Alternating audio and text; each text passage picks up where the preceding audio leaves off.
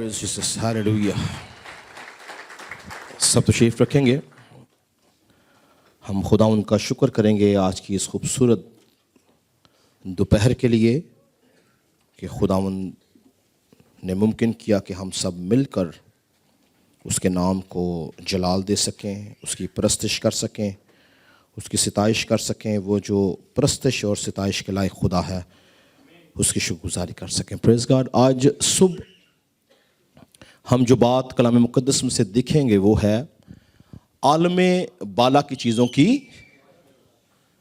हम देखेंगे क्या मतलब है आलमे बाला की चीज़ों की तलाश में रहना और आलमे बाला की चीज़ें क्या हैं। मर्द खुदा पालूस रसूल किन चीज़ों को एड्रेस करता है और कहता है कि हमें आलमे बाला की चीज़ों की तलाश में रहना है। मेरे साथ मिलकर निकालिएगा मुक़द्दस पालूस रसूल की मार्फत लिखा गया कुलसियों की कलीसिया का लिखा गया ख़त, उसका 3 बाब, और पढ़ें जी उसकी पहली 5 आयात पढ़ें। खुदा के कलाम में क्या लिखा है। बस जब तुम मसीह के साथ जिलाए गए तो आलम बाला की चीज़ों की तलाश में रहो जहाँ मसीह मौजूद है और खुदा की दाहिनी तरफ बैठा है। आलम बाला की चीज़ों के ख्याल में रहो, ना कि ज़मीन पर की चीज़ों के, क्योंकि तुम मर गए और तुम्हारी ज़िंदगी मसीह के साथ खुदा में पोशीदा है। जब मसीह जो हमारी ज़िंदगी है ज़ाहिर किया जाएगा तो तुम भी उसके साथ जलाल में ज़ाहिर किए जाओगे। बस अपने उन अज़ा को मुर्दा करो जो ज़मीन पर हैं, यानी हरामकारी और नापाकी और शहवत और बुरी ख्वाहिश और लालच को, जो बुत परस्ती के बराबर है। जी हाँ, तो कलाम मुक़द्दस जो है वो खुदा की बादशाहत को, वो तीसरे आसमान को जहां पर खुदा रहता है उसको आलमे बाला से तशबीह देता है। और याद रखें कि ये दुनिया बल्कि ये कायनात जो है ये मुख्तलिफ आलमों में तकसीम है।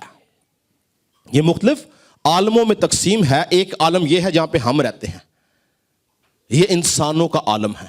एक आलम है जो जमीन के नीचे है जहां पे अबलीस का कब्जा है, वो अबलीसी आलम है। एक आलम है जो दूसरे आसमान पे है जहां पे अबलीस का कब्जा है। पहला आसमान कौन सा है जिसको हम देखते हैं, जिसपे अजराम फल्क है यानी चांद सितारे सूरज है। उसके ऊपर एक और आसमान है जिसको बाइबल मुक़द्दस में दूसरा आसमान बोला गया है जहां पर अबलीस का कब्जा है। और उसके बाद एक तीसरा आसमान है जिसका जिक्र पालूस रसूल करता है। वो जो तीसरा आसमान है वहां पर खुदा रहता है, वहां पे खुदा बाप रहता है, यीशु मसीह रहता है, फरिश्ते रहते हैं, बुजुर्ग रहते हैं। उसको आलमे बाला बोला गया है। और मर्द खुदा पालूस रसूल का कहता है कि आलमे बाला की चीजों की तलाश में रहो। और पहली आयत में कहता है बस जब हम मसीह के साथ जलाए गए तो आलमे बाला की चीज़ों की तलाश में रहो। जब हम पानी का बपतिस्मा लेते हैं तो असल में हम मसीह के साथ जलाए जाते हैं। हमारा बपतिस्मा लेना, निजात पाना, और बपतिस्मे के सबब से जब हम रूहानी तौर से मसीह के साथ मसलूब होते हैं, मसीह के साथ दफन होते हैं और मसीह के साथ जी उठते हैं, तब हम हकीकी तौर पर आलमे बाला की चीजों की तलाश में रहते हैं। पर अगर कोई हकीकी तौर से मसलूब नहीं हुआ, हकीकी तौर से उसने अपनी पुरानी इंसानियत को दफन नहीं किया और मसीह के साथ जलाया नहीं गया, वो कभी आलमे बाला की चीजों की तलाश में नहीं होगा। इसलिए बहुत सारे ईमानदार, मैं अक्सर कहता हूं कि पानी का बपतिस्मा लेने के बाद भी वो अपनी पुरानी इंसानियत के अंदर ही रहते हैं। वो बपतिस्मा उनको हकीकी तौर पर जलाता नहीं है। मगर ये आलमे बाला की चीजों के तलाश में पता किसको कह रहा है पालूस? कहता है जब तुम मसीह के साथ जलाए गए। अगर कोई शख्स हकीकी तौर पर जलाया गया है, यानी उसने अपनी पुरानी इंसानियत को उतार डाला है, वो मसीह के साथ मसलूब हो गया है, उसने अपनी पुरानी जिंदगी दफन कर दी है, वो मसीह में जलाया गया है और वो ही आलमे बाला की चीजों की तलाश में होगा। आज हमें गौर करना है क्या हम वाकई ही مسیح کے ساتھ جلائے گئے ہیں یا نہیں جلائے گئے. کیونکہ جب ہم مسیح کے ساتھ جلائے جاتے ہیں تو یاد رکھیں ہمارا جو ذہن ہے یہ مسیح کے ساتھ لگ جاتا ہے, ہمارا جو دل ہے یہ مسیح کے ساتھ لگ جاتا ہے, ہمارے جو کام ہیں یہ مسیح کے کام ہوتے ہیں, ہماری جو باتیں ہیں وہ مسیح کی باتیں ہوتی ہیں, ہماری سوچیں مسیح کی جیسی سوچیں ہوتی ہیں, اور ہم ہر طور سے اپنی زندگی کے اندر مسیح کے کام کرتے ہیں. اور پہلی آیت میں وہ کہتا ہے کہ عالم بالا کی چیزوں کی تلاش میں رہو, دوسری آیت میں وہ کہتا ہے عالم بالا کی چیزوں کے خیال میں رہو. یعنی ایک روحانی شخص جو ہے اس کی تلاش بھی روحانی ہے, اور اسی روحانی شخص کے خیالات بھی روحانی ہیں. یعنی وہ روحانی چیزیں ہی تلاش کرتا ہے اور رہتا, یعنی اس کے خیالات بھی جو ہیں وہ روحانی چیزوں میں ہوتے ہیں, وہ دنیاوی باتوں میں نہیں پڑتا, دنیا کی چیزوں میں نہیں کھو جاتا. مگر افسوس کی بات ہے کہ آج بہت سے مسیحی سو کالڈ کرسچنز وہ آج بھی دنیا کی تلاش, دنیا کی باتوں کی تلاش میں ہیں, وہ عالم بالا کی چیزوں کی تلاش نہیں کرتے. اس سبب سے وہ زمین کے اوپر ہی رہیں گے. اس کو آج ہم ثابت کریں گے بائبل اس کو کیسے بیان کرتی ہے. سوال یہ ہے کہ عالم بالا کی چیزیں ہیں کیا ہیں, جس کا پالوس ذکر کرتا ہے. کیا کہتا ہے؟ عالم بالا کی چیزوں کی تلاش میں. کیا چیزیں ہیں عالم بالا کی؟ بہت کم لوگ ہیں جنہوں نے عالم بالا کے ماحول کو دیکھا ہے.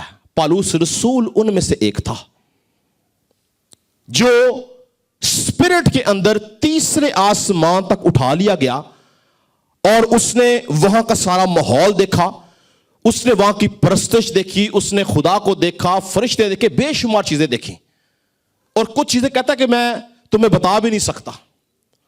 تو پالوس رسول جب یہاں پہ کہتا ہے کہ عالم بالا کی چیزوں کی تلاش میں, تو چیزیں ہیں کیا ہیں؟ تو یاد رکھیں سب سے پہلی چیز جو عالم بالا سے ملتی ہے وہ خداوند کی حضوری ہے. جب ہم حقیقی طور سے ایک ایماندار شخص کی زندگی جیتے ہیں تو ہماری زندگی میں سب سے پہلی چیز جو عالم بالا سے ہمیں ملتی ہے وہ خداوند کی حضوری ہے. ایک ایماندار شخص ہمیشہ خدا کی حضوری میں زندگی گزارتا ہے, اس کے ذہن میں ہمیشہ خداوند رہتا ہے, اس کی زندگی خدا کے خوف میں رہتی ہے. وہ ہر ایک کام سے پہلے, ہر ایک ایکٹ سے پہلے, ہر ایک عمل سے پہلے سوچتا ہے کہ میں کیا کرنے والا ہوں. اور یہی وجہ ہے کہ بہت سے جو حقیقی ایماندار ہیں ان کی سب سے زیادہ مخالفت, ان کے ابلیس ان کے پیچھے کانٹینیوسلی دنیا کو لگا کر رکھتا کہ وہ ان کو ڈسٹرب کرتا رہے, کیونکہ ان کا ذہن خدا کی طرف ہے. وہ کلام سے, یسوع مسیح کے ساتھ کون خوش تھا؟ ایک وقت آیا کہ لکھا کہ یسوع مسیح نے اپنے خون اور گوشت کی بات کی تو لکھا کہ بہت سے اس بات کو سن کے کہنے لگے کہ یہ کلام بہت ناگوار گزرتا ہے, اور بہت سے شاگرد پلٹ گئے. اور لکھا یسوع مسیح نے مڑ کے اپنے ان 12 شاگردوں کو بولا کہ تم بھی جانا چاہتے ہو تو جاؤ. کیوں؟ کیونکہ وہ باتیں سچی تھیں, اور سچی باتیں ہر بندے کو سمجھ نہیں آتی. ایسے ہی ہے.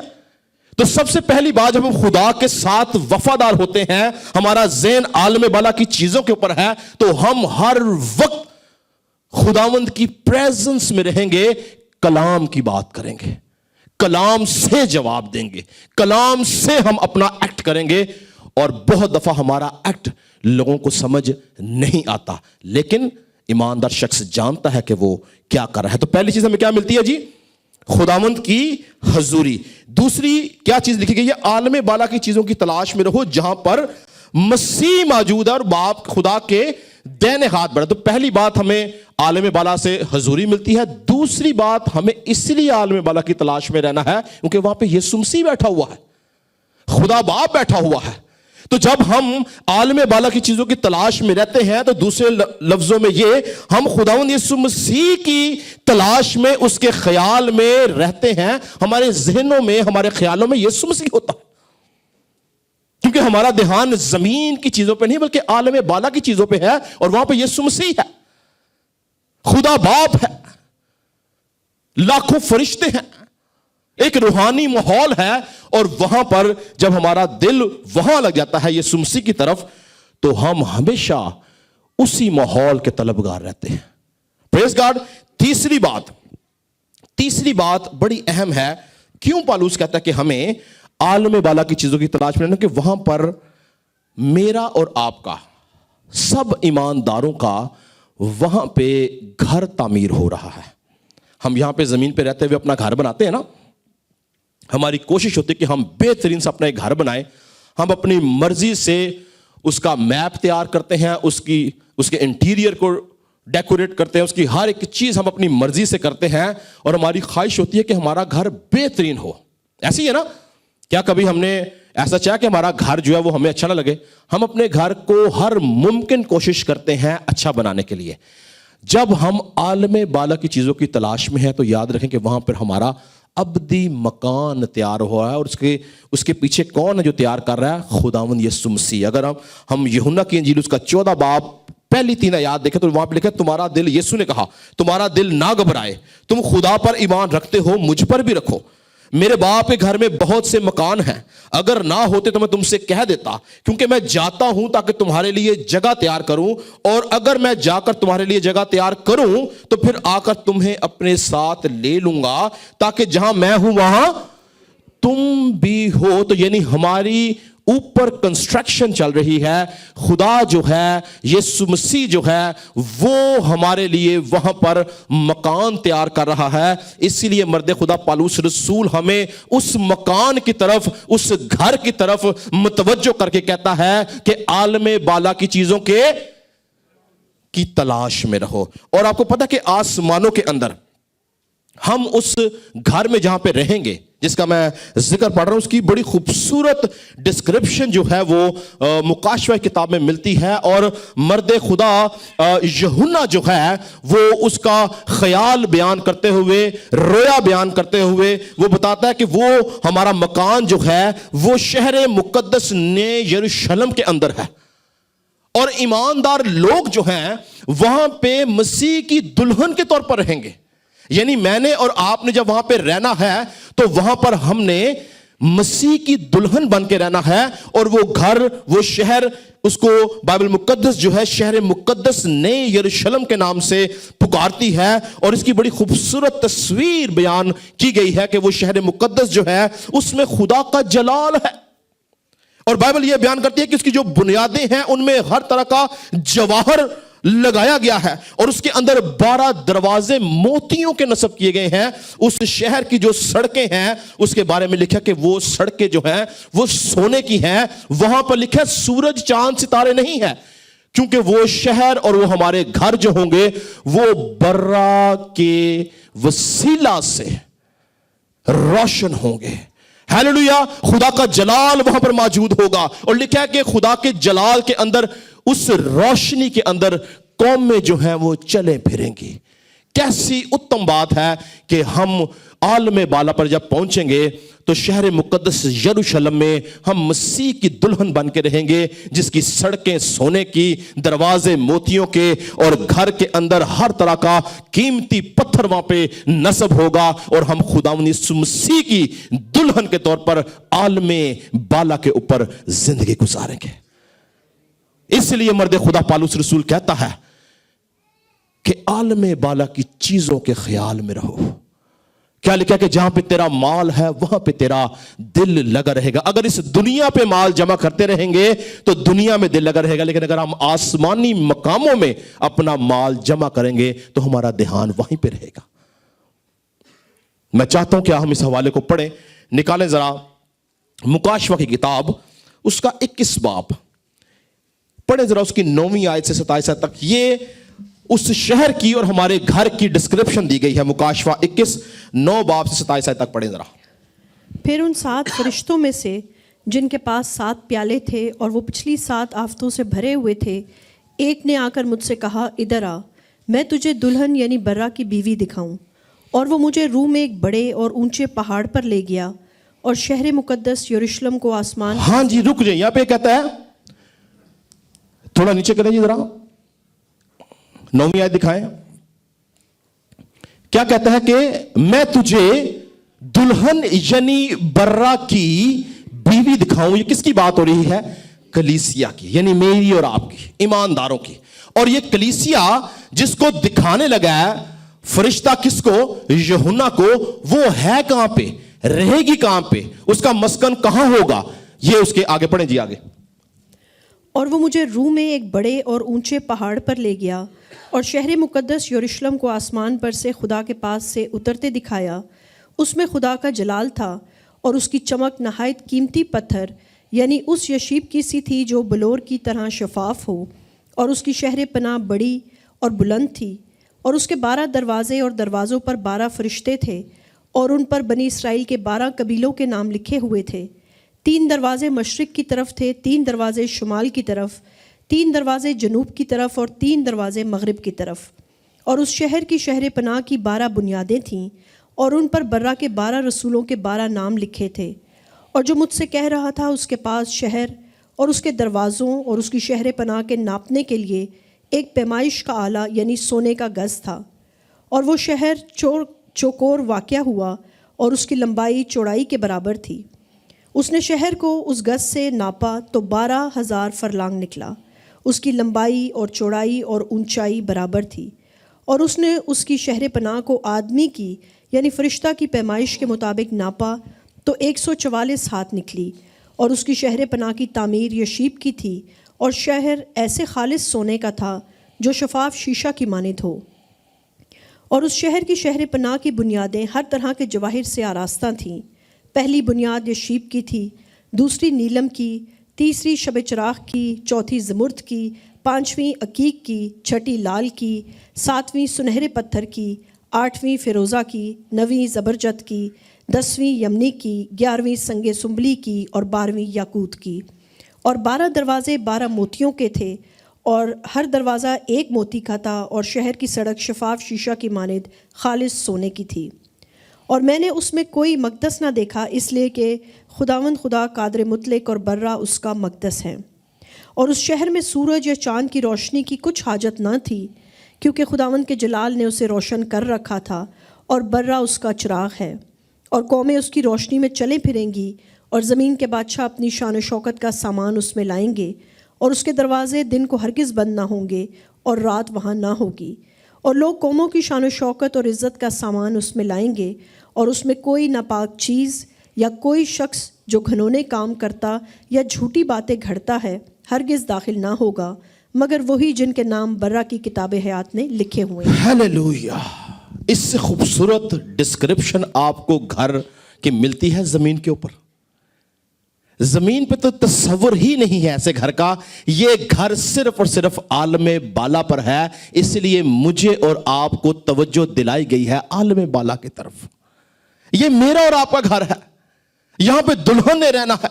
برہ کی دلہن میں اور آپ ہیں.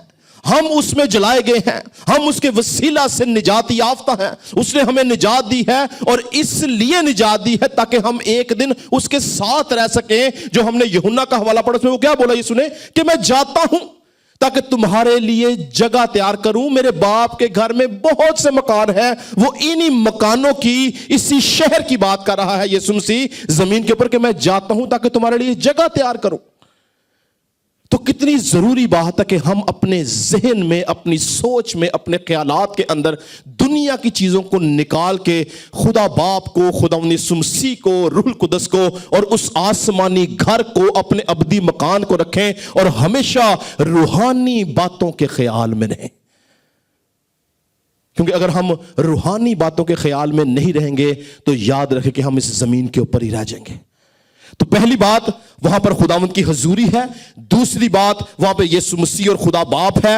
تیسری بات وہاں پر ہمارا ابدی مکان ہے. چوتھی بات وہاں پہ کوئی مشکل، کوئی پریشانی، کوئی دکھ، کوئی آزمائش، کوئی درد، کوئی آنسو نہیں بلکہ خوشی اور شادمانی ہے صرف.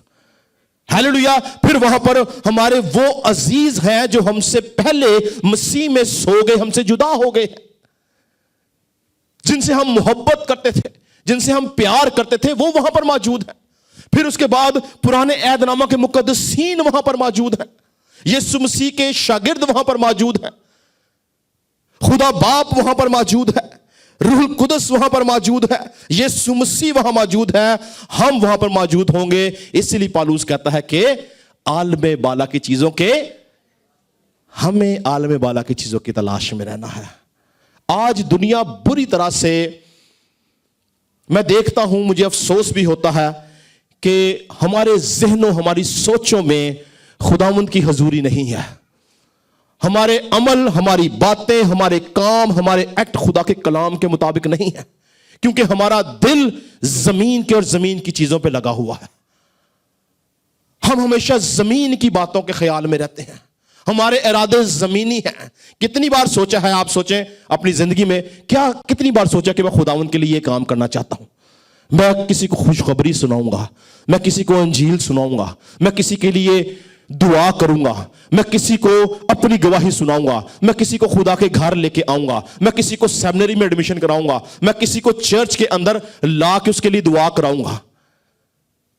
ہمارا ذہن صرف اپنے تک محدود ہے, ہم اپنے کاموں تک محدود ہیں, اور یہاں تک کہ ہمیں خدا کے گھر آنا ہمارے لیے بڑا مشکل ہو جاتا ہے.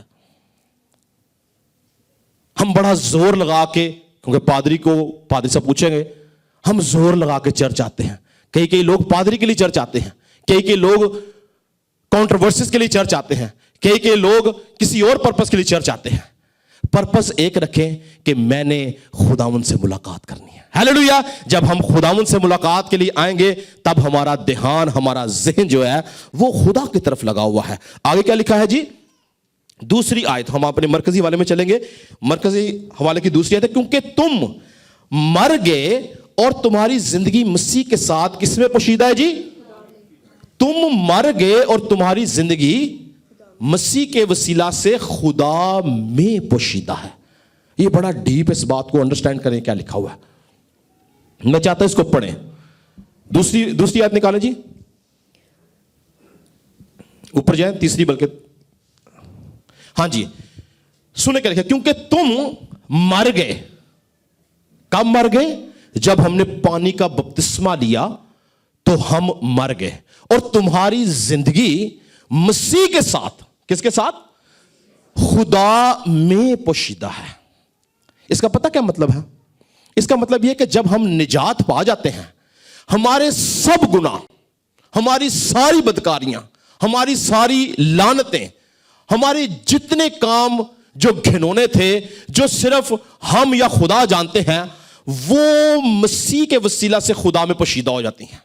اور جب خدا یسوع مسیح آئے گا تو ان گناہوں کا حساب نہیں ہوگا, نہ ان گناہوں کو ظاہر کیا جائے گا, نہ ان گناہوں کا اعلان ہوا. کیوں؟ کیونکہ ہم نے نجات پا لی ہے, ہم مسیح کے وسیلہ سے جلائے گئے ہیں, ہماری پرانی زندگی خدا میں پوشیدہ ہے, ہماری ساری برائیاں خدا میں پوشیدہ ہیں. جب یسوع مسیح آئے گا عدالت کے لیے تو ہماری عدالت نہیں ہوگی, کیونکہ ہم پہ سزا کا حکم نہیں ہے.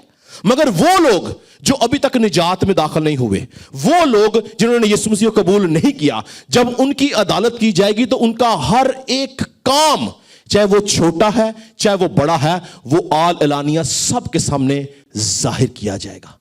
بتایا جائے گا کہ یہ شخص یہ کرتا تھا, یہ شخص یہ کرتا تھا, یہ بہن یہ کرتی تھی, یہ بزرگ یہ کرتا تھا. اس کی ہر ایک چیز جو ہے اس کو واضح کیا جائے گا. اگر آپ لوکا کی انجیل اس کا 12واں باب پڑھیں تو وہاں پہ 2 آیات, دوسری سے تیسری آیت میں لکھا, کیونکہ کوئی چیز ڈھکی نہیں جو کھولی نہ جائے گی, اور نہ کوئی چیز چھپی ہے جو جانی نہ جائے گی. اس لیے جو کچھ تم نے اندھیرے میں کہا ہے وہ اجالے میں سنایا جائے گا, اور جو کچھ تم نے کوٹریوں کے اندر کان میں کہا ہے وہ کوٹھوں پر اس کی کر لو جنیاں مخالفتہ کرنیاں نے. ہاں کر لیں جتنے برے کام کرنے ہیں, کر لیں جتنے گھنونے کام آپ کر سکتے ہیں, لیکن یاد رکھیں واضح کتاب میں لکھا ہے کہ یاد رکھ کہ خداوند ہر ایک کام کے لیے اور ہر ایک عمل کے لیے تجھے حساب میں لے کے آئے گا. لیکن ہمارے لیے مبارک بات کیا ہے؟ اب آپ کو سمجھ آئے گی اس بات کی, کیونکہ تم مر گئے اور تمہاری زندگی مسیح کے ساتھ کہاں پوشیدہ ہے جی؟ ہم عزت کے ساتھ باپ کے جلال میں عالم بالا پر شریک ہوں گے. ہیلیلویا. ہمارے جو بدکاریاں تھی, ہمارے جو گناہ تھے, ہماری لعنتیں مسیح میں دفن کر دی گئی ہیں, خدا کے ساتھ پوشیدہ ہیں, ان کا حساب نہیں ہوگا, ان کے بارے میں پوچھا نہیں جائے گا. لیکن اگر ہم نجات نہیں پائیں گے, ہمارا ہر ایک عمل سب کے سامنے لایا جائے گا کہ یہ کیا کیا کچھ کرتے رہے. उस वक्त शर्मिंदगी। आज शायद हम छुप के गुनाह करते हैं और हम कहते हैं यार हमें कौन देख रहा है। लेकिन याद रखें कि वो गुनाह जो हम आज छुप के करते हैं वो एक दिन सबके सामने वाज़िया किया जाएगा। उस दिन से हमें डरने की जरूरत है, उस दिन से खौफ खाने की जरूरत है, उस दिन को याद करने की जरूरत है जिस वक्त अगर हम यीशु मसीह में नहीं जलाए जाएंगे तो हमारा क्या होगा। इसीलिए पौलुस रसूल जब हमें आलम बाला की चीजों की तरफ हमारी तवज्जो दिलाता है तो उसका पर्पस यह है कि हम सबको निजात पाने की जरूरत है। अगर अभी तक कोई शख्स निजात में दाखिल नहीं हुआ तो याद रखें कि वो दूसरी कैटेगरी में है। उसके गुनाह जाहिर होंगे, उसके गुनाह पोशीदा नहीं है, उसके गुनाह जाहिर किए जाएंगे। इसलिए आज खास बात क्या है कि हमें मसीह यीशु के वसीला से उसमें जलाए जाने की जरूरत है, हमें उसमें जिंदा होने की जरूरत है ताकि हमारा हिसाब ना हो। आगे क्या लिखा जी, 5वीं आयत में लिखा है, बस अपने उन अज़ा को मुर्दा करो जो जमीन पर है, यानी हरामकारी और नापाकी और शहवत और बुरी ख्वाहिश और लालच जो कि बुत परस्ती के बराबर है। ये 5 बातें हैं जो पौलुस रसूल बता रहा है। क्या क्या है? हरामकारी है, नापाकी है, शहवत है, बुरी ख्वाहिश है और लालच है जो कि बुत परस्ती के बराबर है। आपको पता है ये 5 चीजें ऐसी चीजें हैं जिनकी मुख्तलिफ ब्रांचेस हैं गुनाहों की, यानी ये 5 बेसिक चीजें हैं। इन 5 बेसिक चीजों से सारे गुनाह निकलते हैं। कोई भी गुनाह आप नाम ले लें वो इनसे निकला हुआ है। इसलिए पौलुस रसूल इन 5 बातों के ऊपर काबू पाने को कहता है कि तुम अपने अज़ा जो जमीन पर हैं उनको मुर्दा करो, यानी हरामकारी से बचो, नापाकी से बचो, शहवत परस्ती से बचो, बुरी ख्वाहिशात से बचो, लालच से बचो जो बुत परस्ती के बराबर है। और जो शख्स याद रखें इन 5 चीजों पर गलबा हासिल कर लेता है उसका ध्यान आलम बाला की चीजों पर लग जाता है। हालेलुया। जो शख्स इन 5 चीजों को जिंदगी से तर्क कर देता है वो आलम बाला की तरफ सोचना शुरू कर देता है। और गलातियों के खत उसके 5वें बाब में लिखा है कि अब जिस्म के काम तो जाहिर हैं, यानी हरामकारी, नापाकी, शहवत परस्ती, बुत परस्ती, जादूगरी, अदावतें, झगड़ा, हसद, गुस्सा, तफरके, जुदाइयां, बिदतें, बुग़्ज़, नशाबाजी, नाच रंग और इनकी मानिद इनकी बाबत तुम्हें पहले से कह देता हूं जैसा कि पेशतर जता चुका हूं कि ऐसे काम करने वाले खुदा की बादशाहत में दाखिल वो खुदा की बादशाहत के वारिस नहीं हो सकते। आज सोचने की जरूरत है जितने काम मैंने बोले हैं क्या इनमें से कोई काम हमारी जिंदगी का हिस्सा तो नहीं? अगर है तो हमें उसको तर्क करने की जरूरत है। और याद रखें एक बात, जब तक हम जिंदा हैं, जब तक जिंदा हैं उस वक्त तक मौका है, चांस है कि हम निजात में दाखिल हो सकते हैं। और अगर हम निजात में दाखिल हो गए हैं तब भी अगर हमें यह काम है तो भी मौका है कि मरने से पहले तौबा करके आलम बाला की चीजों की तलाश में रहें। क्योंकि जब हम मर जाएंगे तो याद रखें कि हमारी जिंदगी की जो किताब है वो बंद हो जाएगी। अभी किताब खुली है, मुकाशवे किताब में लिखा है कि और बहुत सी किताबें खोली गई। ये किताबें पता कौन सी हैं? जिसमें हमारे अमाल हैं, हमारे काम लिखे जाते हैं, हमारी रोज की एक्टिविटी नोट होती है वहां पे। आज पास्टर टिमोथी ने कितने अच्छे काम किए, कितने बुरे काम किए, हर एक चीज का रिकॉर्ड है। और लिखा और फिर किताबे हयात खोली गई। और बहुत सारे लोग, मैंने पहले भी कई दफा बताया कि बहुत सारे लोग ये समझते हैं कि जब हमने निजात पा ली, हमारा किताबे हयात में नाम लिखा गया, अब हमने बादशाहत में जाना ही जाना है। ऐसा नहीं है। आपको पता है अगर आप निजात पा जाते हैं और निजात पाने के बाद भी अगर अपनी जिंदगी को आप तब्दील नहीं करते, आप आलम बाला की चीजों की तलाश में नहीं रहते, तो बाइबल क्लियर बयान करती है कि हमारा नाम किताबे हयात से काटा जाएगा। खुदा नाम काट देगा। निकाले जरा मुकाशवे किताब उसका 3रा बाब पढ़े जी जरा, उसकी 5वीं आयत पढ़े क्या लिखा है। मुकाशवे किताब उसका 3रा बाब।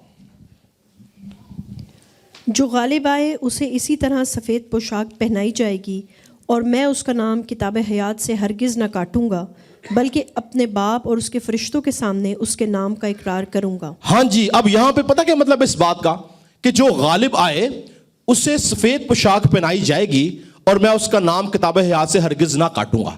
جب میں اور آپ یسوع مسیح کے اوپر ایمان لے کر آتے ہیں نا, ہم نجات پا جاتے ہیں, یسوع مسیح کے نام سے بپتسمہ لے لیتے ہیں اور ہم راست باز ٹھہرتے ہیں, تو وہاں پہ کتاب کے اندر ہمارا نام درج کیا جاتا ہے کہ یہ بندہ یسوع مسیح پہ ایمان لے آیا ہے, یہ زندگی کی نعمت کا وارث ہے. یعنی بپتسمہ جو ہے وہ فاؤنڈیشن ہے, بنیاد ہے, اور بپتسمہ کے بعد اس کے اوپر ایک گھر بنانا ضروری ہے روحانی, جو ہماری زندگی کے کام ہے. کیا کبھی آپ نے دیکھا کہ کسی شخص نے ایک زمین لی ہو اور اس کی بنیاد قائم کی ہو اور اس کے بعد اس نے اس کے اوپر گھر نہ بنایا ہو؟ بنیاد بنانے کے بعد ہماری کوشش ہے کہ ہم بھلے چھوٹا سا 2 کمروں کا مکان ڈال لیں یار, ہم اس میں رہ سکیں. کبھی بنیاد بنا کے چھوڑ دیا گھر؟ بتائیں جی, کبھی بنیاد ڈالی ہو, یعنی یہ کیا ہوتا ہے, بنیاد کے اندر وہ اس کی مضبوطی کرتے ہیں اور اس کے بعد اوپر گھر کھڑا کرتے ہیں. کیا کبھی ایسا ہو کہ بنیاد بنائی ہو اور بعد میں گھر نہ بلڈ کیا ہو؟ نہیں. اسی طرح یاد رکھیں, بپتسمہ بنیاد ہے, پانی کا بپتسمہ صرف فاؤنڈیشن ہے, اس کے اوپر ہمیں اپنے کردار سے, اپنے کاموں سے گھر بلڈ کرنا ہے. اور جب بنیاد رکھی جاتی ہے نا, جب ہم بپتسمہ لے لیتے ہیں, جب فاؤنڈیشن ڈالی جاتی ہے, تب نام لکھا جاتا ہے کہ یہ شخص بچ گیا ہے, یہ ابدی زندگی کا وارث ہے, یہ برا کے وسیلہ سے نجات میں داخل ہوا ہے, یہ برا کی دلہن کا حصہ ہے. اور نجات پانے کے بعد ممکن ہے کہ آپ کے پاس 20 سال ہیں اس دنیا کے اندر, آپ نے ان 20 سالوں میں خدا کو اپنی زندگی نہیں دی, کلام کی روشنی میں زندگی نہیں گزاری, عالم بالا کی چیزوں کی تلاش میں نہیں رہے, بلکہ اپنی پرانی انسانیت میں, پرانی فطرت میں زندگی گزارتے رہے ہیں, تو ایک وقت آئے گا جیسے ہی ہم مریں گے, ہم زمین کے اندر دفن بھی نہیں کیے جائیں گے کہ ہمارا نام کتاب حیات سے کاٹ دیا جائے گا. کیوں؟ کیونکہ ہم نے اپنی زندگی سے, اپنے کردار سے خداوند کے نام کو جلال ہی نہیں دیا. ہم کیسے برا کے پاس پہنچیں گے؟ اس لیے پانی کا بپتسمہ لے لینا صرف آسمان کی بادشاہت میں داخل ہونا نہیں ہے, یاد رکھے, بلکہ اپنی زندگی کے اندر جب تک ہم زندہ ہیں, عالم بالا کی چیزوں کی تلاش میں رہنے والا شخص بادشاہت کا حصہ بنے گا. یہ ایک بہت بڑی مسکنسپشن مسیحیت میں پائی جاتی ہے کہ جی بس ہم نے نجات پا لی ہے, یسوع مسیح کے وسیلہ سے ہماری رہائی ہوگی, اب ہم جو مرضی کرتے پھریں, ہم نے بادشاہت میں جانا. ایسا نہیں ہے. عبرانیوں کا خط اس بارے میں بھرا پڑا ہے, گلیتیوں کا خط, کرنتھیوں کا خط, پالوس رسول جگہ جگہ اس بات کو بیان کرتا ہے کہ ہمیں جب تک زندہ ہیں ہمیں گناہ کے خلاف جنگ کرنی ہے. آپ جانتے ہیں کہ جو قوم بنی اسرائیل کو جب خدا نے ملک مصر سے نکالا تھا, تو کس پرپس سے نکالا تھا؟ کیوں نکالا تھا؟ کہ یہ کہاں پہ پہنچے جی؟ وعدہ کی سرزمین تک پہنچے. کیا پہنچے تھے؟ نو. آپ پڑھیں, لکھا خدا نے ایک امت, ایک نسل کو جو وہاں سے نکلی تھی 40 سالوں میں بیابان میں مار ڈالا, ان کی اولاد گئی تھی وہاں پر. اس لیے پانی کا بپتسمہ لینے کا مطلب یہ نہیں کہ ہم بادشاہت میں جائیں گے. اگر ہم کلام کی روشنی میں چلتے رہیں گے, کلام پہ قائم رہیں گے, راست بازی کی زندگی گزاریں گے, تب ہی ہم بادشاہت میں جائیں گے. یہ کلام مقدس کے اندر جو ہمیں باتیں بتائی گئی ہیں, یہ ہماری رہنمائی کے لیے ہیں. پرانا عہد نامہ, پرانے عہد نامہ کی جو کلیسیا ہے, وہ نمونے کے طور پر ہمیں دی گئی ہے کہ اگر ہم ان جیسے کام کریں گے ہم بادشاہت میں نہیں جائیں گے.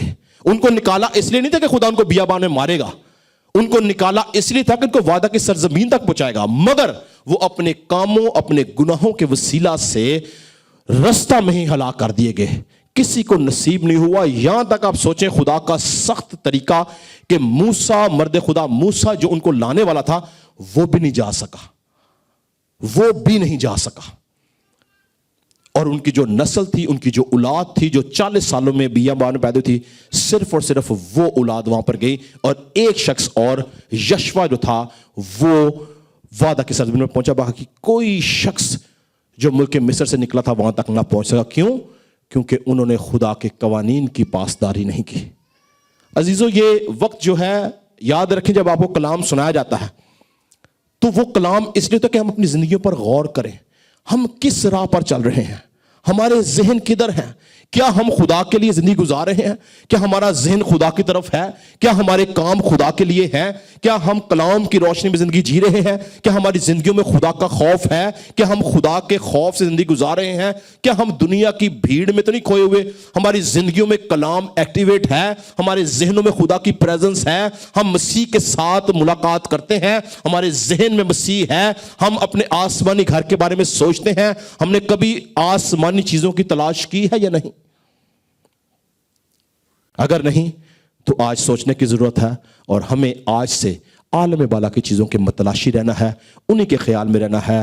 وہیں پہ زندگی ہے، وہیں پہ برہ ہے، وہیں پہ خدا باپ ہے، وہاں پہ ہی پاک روح ہے، اور وہاں پہ فرشتے ہیں، ہمارے بزرگ وہاں پہ ہیں، کلام مقدس کے بزرگ وہاں پہ ہیں، اور وہیں پر ابدی زندگی ہے، اور وہیں ابدی مکان ہے۔ ہیلیلویا! ہمیں ہمیشہ اپنے ذہنوں میں، اپنے دلوں میں ابلیس کے خلاف جنگ کرنی۔ یاد رکھیں یہ زندگی آسان نہیں ہے۔ جو لوگ مسیح کے ساتھ چلتے ہیں وہ جانتے ہیں کہ ہر ایک سیکنڈ کے اوپر آزمائش ہے، ہر ایک سیکنڈ کے اوپر حملہ ہے، ہر ایک سیکنڈ کے اوپر جو ہے وہ ابلیسی قوتیں ہمارے پیچھے ہیں کہ ہمیں گناہ میں گرائے، لیکن لکھا ہے کہ جو آخر تک برداشت کرے گا وہی نجات پائے گا۔ جو چلتا رہے گا۔ ہم سے شاید غلطیاں خطائیں ہوں گی، یاد رکھیں ہم فرشتے نہیں ہیں، لیکن جان بوجھ کے غلطیاں خطائیں کرنے کا مطلب ہے کہ ہم خدا سے محبت نہیں کرتے ہیں۔ مرد خدا پالوس رسول جیسا شخص جو اتنا بڑا خدا کا بندہ تھا، وہ کہتا کہ جس نیکی کا میں ارادہ کرتا ہوں وہ تو میں کر نہیں سکتا، جو بدی میں سوچتا نہیں وہ مجھ سے ہو جاتی ہے۔ تو اس کا مطلب پتہ کیا ہے کہ اگر اتنے بڑے خدا کے نبی، اتنے بڑے خدا کے خادموں سے غلطی خطا ہوئی ہے تو غلطی خطا ہونا کوئی بڑی بات نہیں ہے، لیکن انٹینشنلی جان بوجھ کر غلطیاں خطائیں کرتے رہنا، مسلسل گناہ میں زندگی گزارنا، وہ خدا کے حضور مقبول نہیں ہے۔ کبھی خطا ہو کوئی بات نہیں، ہمیں کیا لکھا کہ برے کا خون ہمیں ہر طرح کی ناراضی سے پاک کرتا ہے۔ خطا ہوتی ہے، ہم خداوند کے حضور جائیں، خداوند مجھے معاف کر، مجھ سے یہ غلطی ہوئی ہے۔ لکھا کہ وہ معاف کرنے میں سچا ہے، عادل منصف خدا ہے۔ مگر ہر روز گناہ کریں، ہر روز جائیں، ہر روز گناہ کریں، ہر روز جائیں، ہر روز گناہ کریں، ہر روز جائیں، یہ منظور نہیں ہے خدا کو۔ اس لیے ہم چھوڑ دیے جاتے ہیں، ہم مشکلات کا شکار ہو جاتے ہیں۔ وانس ان اے بلو مون غلطی ہو جائے کوئی بات نہیں، لیکن مسلسل غلطیاں گناہ کرتے رہنا، اس میں ہم کسی بھی طور سے عالم بالا کے خیال میں نہیں ہیں، بلکہ ہم دنیا کی چیزوں کے خیال میں ہیں، دنیا کی باتوں کے خیال میں ہیں۔ آج عزیزو اس بات پر ختم کروں گا کہ ہمیں خداوند یسوع مسیح کے وسیلے سے جب ہم نجات پا گئے ہیں تو ہمیں خداوند یسوع مسیح کی بتائی تعلیمات، کلام کی روشنی، رسولوں کے خط، ان کی تعلیمات کو سامنے رکھتے ہوئے زندگی گزارنی ہے، کیونکہ زندگی بڑی مختصر ہے۔ یاد رکھیں سفر بہت جلد ختم ہونے والا ہے۔ ہم کہاں پر ہوں گے؟